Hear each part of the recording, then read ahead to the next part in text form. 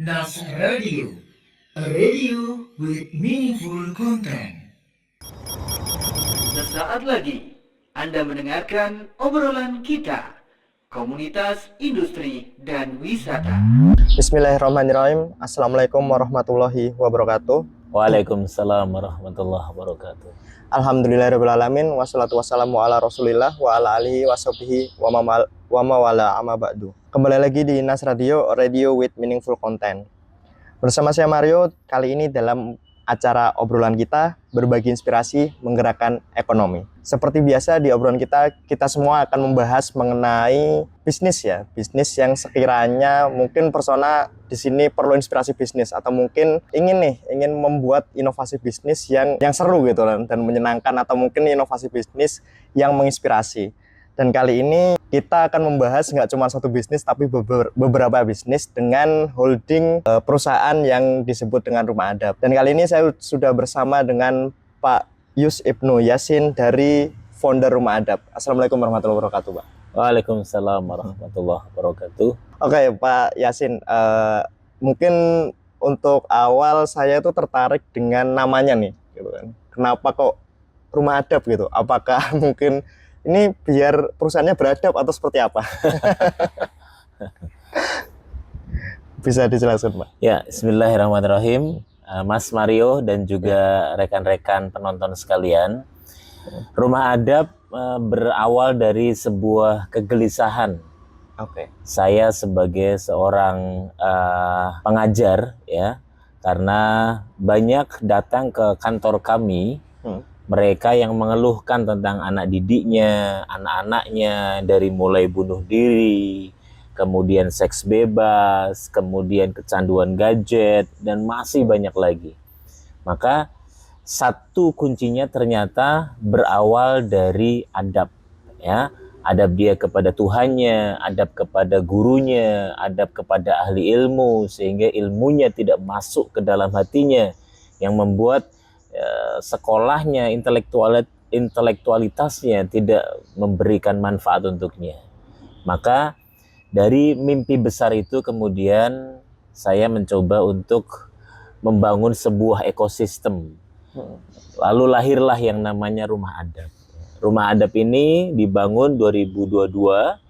Saat itu alhamdulillah kami diberi kesempatan untuk mengelola satu holding. Jadi Rumah Adab ini punya 4 holding. Oke. Yang pertama adalah rumah konsultan. Jadi kami membantu perusahaan, lembaga, institusi, kemudian corporate untuk apa? Untuk menyelesaikan permasalahan yang ada di perusahaan. Yang kedua ada rumah UMKM yang di dalamnya ada Arafah Muslim Store. Ini jatuh bangunnya juga luar biasa, Arafah Muslim Store ini.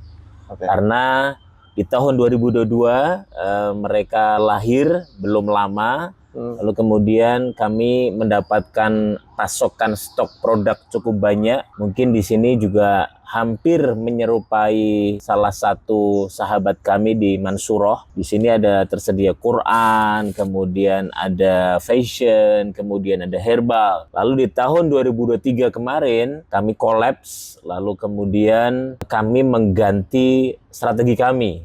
Jadi kami sekarang hanya punya 3 produk. Produknya VCO dan juga produk ikan kutu dan juga susu. Susu kami namanya susu Sukaetawa dan Sifamik ya. Dan ini yang minyak kutu sudah menyebar lebih dari 70 apotek di seluruh Semarang, dan insya Allah kami akan terus menyebarkan produk-produk ini karena alhamdulillah dibanding dengan yang lain, minyak kutu ini memang spesial karena komposisinya 70-30. 70 memang berasal dari perasan kutu itu sendiri, sisanya adalah campuran. Yang ketiga adalah rumah sehat. Kemarin sudah kita bahas ya di podcast Healthy Class ya. Healthy Class ya bersama Mas Saidir. Oke.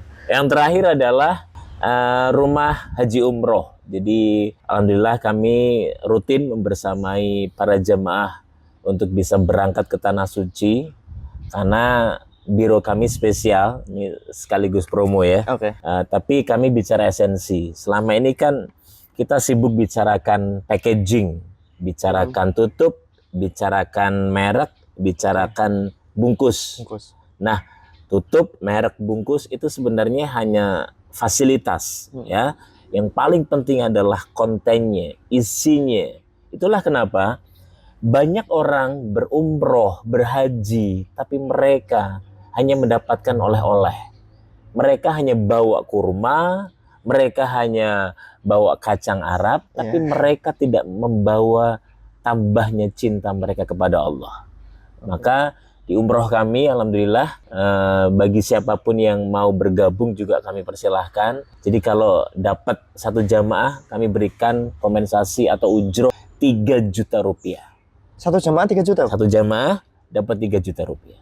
Belik papan, alhamdulillah 1 orang langsung dapat. Dan alhamdulillah Biro Travel langsung memberikan kami ujroh sebesar 3 juta. Ini motivasi secara fisikal, tapi secara spiritual, alhamdulillah dengan umroh saya mengutip satu pesan dari salah seorang ulama besar di MUI-nya Saudi lah ya, bernama Syekh Shinkiti, mengatakan bahwa kalau masyarakat datang kepada saya mengeluhkan masalah apapun, maka saya minta mereka untuk umroh terlebih dahulu. Kenapa? Umroh ini banyak mereka menemukan jawaban. Kalau di tempat mulia itu jamaah tidak mendapatkan yang terbaik, maka di tempat mana lagi mereka akan mendapatkan jawaban terbaik ya. Maka mari sama-sama benar-benar kalau mau umroh pilih biro yang terbaik sehingga kita pulang membawa sesuatu, bukan sekedar membawa oleh-oleh belaka. Terkait rumah konsultan nih, itu misalkan nih kita punya perusahaan, kira-kira itu apa sih Pak yang bisa dibahas di rumah konsultan? Alhamdulillah sudah 16 tahun lebih kami berada di rumah konsultan ya. Di bawahnya ada makna consulting. Jadi kalau perusahaan terkait masalah integritas yang bermasalah, ada fraud terjadi, penyimpangan keuangan di finance, di accounting, atau mungkin masalah tim yang silo mentality, kerjanya sendiri-sendiri, mereka nggak bisa gabung, nggak bisa nyatu, nggak bisa sinergi, tentang kolaborasi, ya tentang how to self control, bagaimana mengendalikan diri, bagaimana mereka menahan diri dari bermain sosmed saat bekerja, banyak masalah-masalah itu. Kami mencoba membantu perusahaan, lembaga, instansi untuk memberikan sesi motivasi kepada mereka. Ya, kalau masalah-masalah terkait masalah human, masalah people, masalah SDM, maka insya Allah kami siap untuk berbagi dengan teman-teman yang saat ini mungkin bergerak di berada di sebuah divisi, yaitu divisi SDM ataupun diklat. Ya, alhamdulillah sudah cukup lama, dan kemarin kami sudah ke PTPN, kami sudah ke Wika, dan insya Allah ini kami nanti besok melanjutkan ke instansi pemerintah di Kesbangpol Kota Semarang dan juga di salah satu lembaga keuangan bernama Bakti Group. Tadi kan produknya 3 ya, VCO, susu kambing etawa ya? Susu kambing mereknya Suka Etawa dan salah satu lagi Syamil. Syamil itu sama apa? Susu juga. Iya. Sifalmik, mohon maaf. Sifalmik.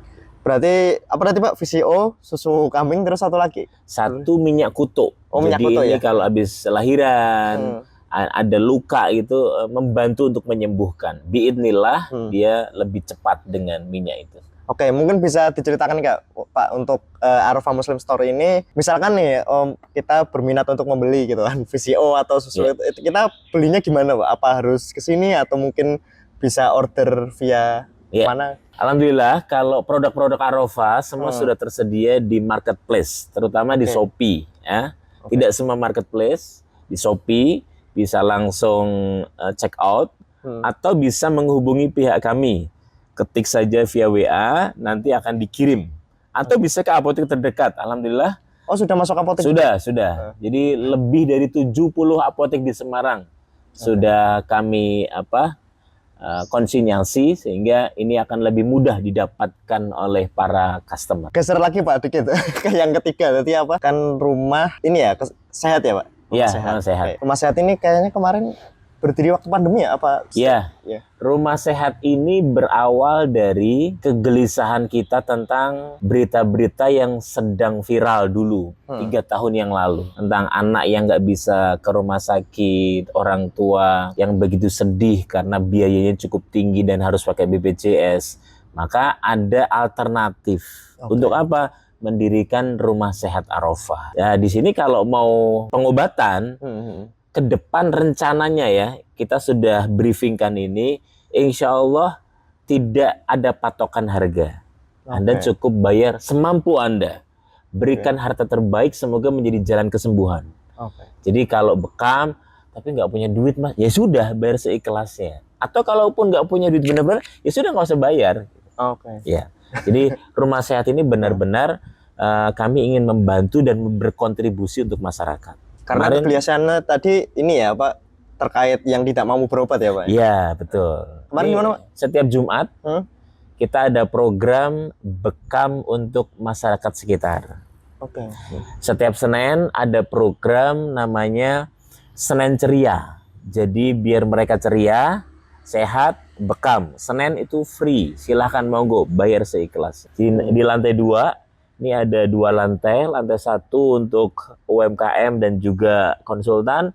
Lantai 2-nya untuk rumah sehat dan untuk biro umroh. Berarti dalam satu tempat ini banyak ini ya, banyak kegiatan ya Pak? Iya. Lalu gimana Pak? Di depan kita ini juga ada olahraga sunnah. Jadi setiap Senin, Rabu, Jumat anak-anak dilatih untuk apa? Menghidupkan sunnah dan melatih soft skill mereka. Cara mereka berlatih fokus, cara mereka untuk menahan diri, cara mereka untuk tadi self control, untuk kolaborasi dengan teman, dengan cara program memanah untuk anak-anak di depan kita. Sini ya, berarti Senin, Rabu, Jumat ya Pak? Iya, betul. Jam berapa nih Pak? Bisa share mungkin? Waktunya habis asar ya sampai 5:30. Jadi, tapi ini khusus anak-anak. Khusus anak-anak ya. Maksimal umur? Maksimal SMP. SMP lah ya? Iya, maksimal SMP. Dari kecil ada ya Pak ya? Ada, dari kecil ada. TK? Oh enggak. SD ya? Playgroup kayaknya. Oh playgroup. Berarti dari anak-anak sampai SMP ya? Apa ya. Kecil sampai SMP bisa? Kid and teen kalau bahasanya. Kid itu untuk elementary, SD, untuk teen itu untuk sekolah menengah pertama. Berarti kita tadi ya bisa belajar panahan di sini juga ya Pak? Iya, belajar panahan di sini. Terus yang keempat tadi ada rumah ini ya, biro Haji Umroh ya Pak? Iya. Rumah apa tadi? Rumah Haji Umroh. Haji Umroh. Rumah Haji Umroh. Nah, tadi kan Bapak bilang apa? Kalau misalkan kita sudah pas umroh aja kita nggak dapat jawaban terbaik, gimana di tempat lain ya Pak ya? Iya. Gitu. Itu di tempat terbaik soalnya. Iya. Di tempat terbaik. Kalau tidak membuat kita lebih baik, lah terus di tempat yang lain, apakah kita mau berharap lebih gitu? Karena di sana aja kita nggak dapat apa-apa gitu. Saya pernah, ini kisah, bawa satu jamaah, tato di sekujur tubuhnya, ke sana bawa istri kedua. Sampai di sana, uangnya hilang, dompetnya hilang, handphonenya hilang. Masya Allah. Terus saat itu ada satu sesi di mana kita melakukan sebuah muhasabah, ya, muhasabah. Dan saat itu tiba-tiba dia mendatangi saya, memeluk saya dan menangis. Saya nanya, gimana perasaannya Pak? Kan diambil tuh semua, nggak ada hilang. Padahal tuh di kamar hilangnya. Oh di kamar? Di kamar. Saya nanya begitu, apa perasaan Bapak? Perhatikan jawabannya. Perhatikan jawabannya. Dia mengatakan, Ustadz, walaupun saya bukan Ustadz ya, tapi dia manggil saya Ustadz. Iya. Walaupun saya bukan Ustadz. Dia mengatakan, Ustadz, saya tour leader ya. Tapi tour leader biasanya dipanggil Ustadz gitu. Ustadz, saya boleh kehilangan apapun asal tidak kehilangan Allah. Dari situ saya merenung tuh. Masya Allah. Semoga semangat ini, perasaan ini yang dia bawa nanti ke Indonesia. Amin. Perasaan habis umroh tuh dia punya sebuah kekuatan, perasaan, pengalaman yang nanti akan dia ubah menjadi perilaku sehari-hari dengan sholat lebih baik, sayang sama istri lebih banyak, sayang sama anak lebih banyak, sehingga itu menjadi titik tolak dia untuk melakukan perubahan ke arah yang lebih baik. Oke. Harusnya umrah begitu gitu. Teman-teman tahu nggak? Setahun itu 1 juta loh. Orang yang umroh dari Indonesia ya, Pak? Dan teman-teman tahu, dari Indonesia aja. Dan teman-teman tahu, tidak membawa perubahan yang signifikan untuk bangsa kita. Ada yang tahu kenapa? Karena doa-doa kita itu doa-doa kerdil. Kita doa hanya untuk siapa? Anak, istri, keluarga, bapak, ibu, orang tua doa. Semoga anak saya keterima di PNS ya Allah. Itu doa kerdil. Kita nggak pernah mendoakan bangsa kita. Sehingga bangsa kita begini. 1 juta itu harusnya membuat Indonesia semakin berjaya. Semakin beradab begitu. Bukan malah, ya Allah, kita lihat bangsa kita hari ini, kita doakan. Semoga Allah anugerahkan pemimpin yang jauh lebih baik daripada hari ini. Amin, amin. Gitu. Iya betul, kadang kita lupa ya Pak ya, lupa untuk mendoakan negeri ini gitu. Iya, egois kita itu. Doa yang penting hidup enak gitu kan, anak makan tiap hari gitu. Iya. Makanya di umroh kami itu dilatih, kan ada tawaf 7 putaran. Putaran pertama doa untuk siapa, putaran kedua doa untuk siapa, putaran ketiga doa untuk siapa, sampai putaran ke-7 doa untuk siapa. Dan sisipkan doa untuk tempat di mana kita dilahirkan di sini. Harusnya kita tahu diri lah. Kecintaan kita sama bangsa kita itu rendah gitu. Maka harusnya minimal kita bawa Indonesia ke doa kita di Arafah, di tempat-tempat mustajab, multazam, di Hajar Aswad, di Raudhoh. Ya padahal ya yang umroh 1 juta jamaah haji terbesar dari Indonesia juga ya. Indonesia. Harusnya negerinya aman, tentram ya Pak. Jauh lebih makmur harusnya. Iya. Berarti memang evaluasi untuk doa-doa itu juga perlu ya Pak. Iya. Harusnya Biro itu bukan hanya jualan, tapi Biro mengajak tamu-tamunya Allah.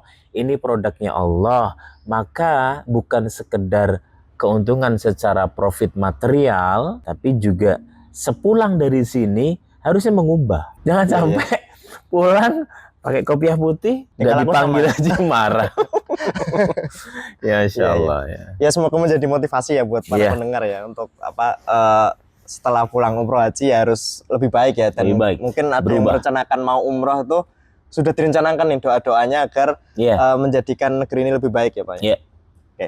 Lalu mungkin saya kepo nih Pak. Ini kan ada 4 ya Pak, 4 perusahaan. Nggak pusing Pak? Ngurusin 4 ini gimana? Setiap kita pasti ada ujiannya ya. Oke. Siapapun lah kita. Setiap kita pasti banyak ujiannya gitu. Nggak ada orang yang nggak diuji. Ya. Maka kalau nggak mau pusing, ya nggak usah hidup gitu. Maka kuncinya adalah sadari bahwa dunia darul bala, wal akhirah darul jaza. Dunia tempatnya ujian. Kalaupun pusing ya dinikmati saja. Dinikmati. Karena memang kemarin saya pelajari, saya ambil studi lanjutan di psikologi. Itu orang sudah berobat, tapi nggak ketemu penyakitnya apa. Sudah makan tepat waktu, tapi masih mah. Ternyata yang sakit bukan badannya, tapi itu namanya psikosomatis. Yang sakit mentalnya, kebanyakan pusing. Iya. Kenapa kebanyakan pusing? Kebanyakan mikir, lupa zikir. Dan itu menekan asam lambung. Asam lambung inilah sumber segala penyakit. Berarti secara medis memang ada psikosomatis itu ya? Ada. Jadi tidak semua penyakit terus kita bilangnya ke fisik-fisik terus ya Pak? Iya, betul. Justru yang bikin badan cepat rusak, yang bikin badan cepat lemes, drop, itu bukan asam urat, darah tinggi, kolesterol, tapi pikiran gitu. Oke. Lalu ini Pak, mungkin bisa sharing nih sedikit ya untuk pendengar yang mungkin ingin memulai bisnis atau mungkin sudah punya bisnis nih, cara manajemen sih Pak gitu kan. Ini kan ada 4 gitu kan, gimana sih biar bisnis itu bisa jalan semua, nggak kadang-kadang kita banyak terus mengorbankan salah satu atau bahkan sisanya tinggal 1 gitu kan. Tipsnya seperti apa Pak? Kalau saya belajar dari guru-guru saya, di sini saya berdua ya. Yang pegang Arafah itu ada namanya Mas Aris Darmawan, kemudian ada Mas Fahmi, kemudian ada Mas Ali di rumah UMKM di Arafah Muslim Store. Di rumah konsultan ada Mas Indra, kemudian di rumah sehat ada Bu Supri sama Mas Haidir gitu. Nah kuncinya ternyata 2 ya, agar bisa sustainable gitu. Yang pertama adalah improvement, ya. Beliau sampaikan kalau memang ini tidak bisa dipertahankan, ya switch, ya. Minimalisir produk, kita jual produk sehingga brandingnya lebih kuat gitu. Oke. Itu improvisasi, penyesuaian. Kalau kita nggak suka angkanya, ya kita rubah aktivitasnya. Oke. Orang bodoh itu orang yang dia berharap hasil beda, tapi melakukan hal yang sama. Iya, betul. Ha. Ya, aku nggak suka nih, targetnya masih 20%, tapi setiap hari dia melakukan itu aja. Kadang orang mikirnya udah yang penting kita kerja keras aja gitu. nggak terpikir untuk melakukan inovasi, Pak. Iya, betul. Makanya ya kalau bisa improvement.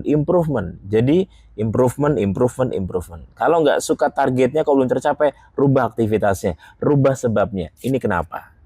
Pertama itu. Yang kedua, kita perlu mentor. Karena salah satu guru saya, Mas Dodi Zulkifli, beliau mengatakan, pebisnis yang nggak punya mentor, sekuat apapun, semaksimal apapun dia bekerja, tetap kalah sama orang yang punya mentor walaupun masih pemula. Oke. Maka punya mentor wajib. Punya komunitas yang saling support, punya orang-orang yang lebih tinggi, ambil circle yang di dalamnya terdapat orang-orang yang lebih pinter, lebih pengalaman, lebih jago di bidang kita daripada kita. Itu dua hal. Itu yang mentor nih Pak, saya tertarik ya, karena gimana sih Pak kita misalkan memulai bisnis nih, terus belum punya mentor, kita nyarinya di mana dan komunitas itu seperti apa gitu? Yes, saya nanya sama beliau dan beliau sampaikan cari 10 yang punya visi, misi dan juga hobi, passion, kerjaan yang sama dengan Anda. Cari 10 ya yang lebih jago. Nah, dari 10 itu pasti satu dapat. Oke. Jadi pentingnya mentor itu ya? Pentingnya mentor. Itu sama kayak kita belajar tanpa guru ya Pak? Iya. Kan kita diarahin. Dia udah pernah jatuh. Dia pernah rugi. Dia udah pernah ditipu. Iya sih. Nah, kita jangan sampai mengulang yang dia alami. Oke. Kebanyakan itu orang-orang, saya nggak tahu ya, mungkin kebanyakan nonton motivasi. Ini saya sendiri dari awal gini. Padahal harusnya nggak mungkin, mesti ada gurunya Pak. Iya. Pasti ada gurunya, entah itu, cuman mungkin cara belajarnya berbeda-beda. Iya. Tidak semua ada gurunya ya. Karena Steve Jobs dia sendiri. Terus kemudian yang penemu Tesla siapa? Siapa? Elon Musk. Elon Musk sendiri. Tim Cook sendirian. Artinya mungkin dia punya mentor, tapi hidden mentor gitu. Tapi pastikan punya mentor yang mengarahkan, yang nunjukin mana yang benar, mana yang salah, mana yang boleh, mana yang jangan gitu. Mentor itu penting. Oke, mentor itu penting dan tadi improvement ya Pak? Improvement. Oke. Lalu ngomongin tadi visi ya Pak? Visi.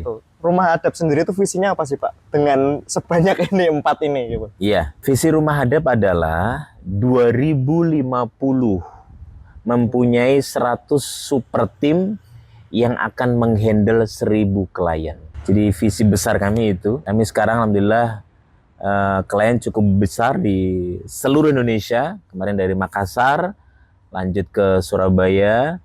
Insya Allah kita akan ada kontrak lagi dengan salah satu perusahaan yang saat ini sedang drop. Mereka minta untuk bagaimana internalisasi Alak ini berpengaruh pada performance berpengaruh pada target yang telah ditetapkan. Berarti visinya jelas ya Pak ya tadi ya? Jelas. Kebanyakan kita terkadang itu perusahaan bikin visi cuman tidak jelas gitu, menjadi sukses atau misalkan terbaik gitu. Anda terbaiknya seperti apa nih? Kalau ini kan jelas ya, berarti ada 100 super tim dan 1000 klien ya Pak? Kalau belum ada tahunnya, belum clear, belum membuat kita bangun, belum menggerakkan kita, berarti itu belum disebut visi. Iya betul. Nah, kalau di depan kita kan lihat karakter building center ya Pak? Iya. Karakter building center. Terus saya kayaknya melihat di Instagram itu sering ada kegiatan kayak ngumpul, kayak ada yang ngasih motivasi atau seperti apa itu Pak? Kegiatannya apa sih Pak? Oh ya, kalau di sini itu rutin ya, namanya Rumah Hadap Camp. Ada campnya berarti? Ada camp. Tenda-tenda di sini, ahwatnya di atas, disiapkan tempat tidur, ihwanya di bawah. Ya, karena selama ini keluhan orang tua itu anak-anak yang secara adab mungkin perlu terus dibangun, dikuatkan gitu. maka kita rutin ada rumah hadap camp. Itu misal nih Pak, ingin mengadakan gitu kan, kami apakah ada kayak minimal peserta dan terkait biaya atau seperti apa Pak? Rumah hadap camp itu biasanya, ini besok minggu depan kami meeting dengan Al-Azhar. Mereka akan bikin rumah hadap camp. Nah, camp ini tapi bukan di sini. Mereka minta di luar aja, tapi menggunakan tim kami. Ya. Kalau di sini sudah ada, arrange-nya sudah ada. Untuk biayanya berapa, objektifnya apa, programnya apa, sudah ada. Berapa orang Pak peserta kalau misalkan mau di sini gitu? Minimal kita dan maksimal 10 sampai 75. Kemarin pernah 83 anak yatim di sini aja ya. 83 anak yatim. Berapa hari Pak? Misalkan kalau 3 hari. Oh 3 hari? Iya 3 hari. Nah itu berarti bisa misalkan, contoh nih saya kan juga guru di sekolah gitu. Misalkan, oh saya pengen mengadakan, terus pengen di tempat lain itu, cuman misalkan saya malas ribet nih Pak, ngurusin biaya inilah, makan minum ini. Bisa dibantu manajemen atau seperti apa Pak? Selama ini kami fokus ke modul sama ke delivery materi. Ya jadi kalau ke penyediaan tempat transport, akomodasi, biasanya kami serahkan ke pihak ketiga. Ya. Kemarin Darul Quran, sekolahnya Ustadz Yusuf Mansur itu juga minta sama kami untuk, Mas kami mau dong program di Batang atau Pekalongan gitu. Nah, kami serahkan ke pihak lain, akomodasi, konsumsi macam-macam, kami datang untuk ngisi saja. Jadi fasilitator only. Ya. Kalau di sini komplit kami semua. Kalau di sini komplit ya. Komplit. Berarti opsinya 2 ya, mau perjalanan di luar, nanti dari rumah adab ini fasilitator, kalau di sini komplit ya, komplit. Iya, komplit. Oke, seperti itu. Mungkin terakhir nih Pak, sedikit pesan buat kawan-kawan yang sedang berbisnis gitu kan, berbisnis atau mungkin mau mulai bisnis, apa yang ingin disampaikan? Bismillahirrahmanirrahim. Orang besar itu ujiannya besar. Jadi apapun masalahnya, udah hadapi aja. Jangan lupa bergantung sama Allah, biar Allah nanti yang mengatasi. Ya, karena jangan seperti telur, baru bisnis sebentar, setahun 2 tahun gagal selesai, jangan. Karena yang banyak dijanjikan surga itu kan pedagang, pebisnis. Maka harapannya di Semarang ini lebih banyak lagi orang-orang yang punya usaha, berbisnis, sehingga bisa membantu orang-orang di sekitarnya. Insya Allah kami juga siap untuk bisa sharing, berkolaborasi. Kami punya banyak produk, kami punya banyak tempat. Di sini di rumah UMKM itu ada yang nitip tas, nitip baju, nitip madu, nitip barang-barang yang lain. Jadi kami bisa bantu jualkan waktu itu. Ya, sekarang kami fokus ketiga, yang produk yang sudah kami miliki. Jadi selamat berjuang. Bismillah, jangan fokus bikin pulau-pulau kecil, tapi fokuslah bikin mercusuar, satu besar dan itu spesifik. Terakhir, menutup, ketika itu Umar pernah melihat anak muda yang ganteng, gagah, jubahnya keren. Umar bertanya, apa kompetensi dia? Dia nggak punya kompetensi. Buat saya, dia tidak bernilai. Maka jangan palu gada. Apa lu minta gua ada, jangan. Anda harus punya kompetensi yang spesifik. Yang ketika orang mencari, Anda satu-satunya yang punya. Dan itu akan menguatkan dari sisi kemuliaan Anda. Selamat berjuang. Mohon maaf lahir batin. Jazakumullah khair. Oke, jazakallahu khairan Pak Yasin. Itu tadi ya sangat menarik kalau pentingnya kita memiliki kompetensi, dan tadi ada sedikit yang sangat keren yaitu bergantung pada Allah ya. Jadi seringkali kita berbisnis hanya fokus ke ranah ikhtiar saja, tapi kita merasa kalau apa-apa itu ya dari diri kita, itu yang salah ya. Karena rezeki datangnya dari Allah, tetap berikhtiar, tetap kerja keras, kerja cerdas, tapi jangan lupa kalau kita tetap harus bergantung pada Allah. Seperti itu. Oke, itu tadi obrolan kita hari ini. Sampai ketemu lagi di obrolan kita selanjutnya. Berbagi inspirasi, menggerakkan ekonomi. Nas Radio, radio with meaningful content. Terima kasih. Wassalamualaikum warahmatullahi wabarakatuh. Anda telah mendengarkan acara obrolan kita, Komunitas Industri dan Wisata.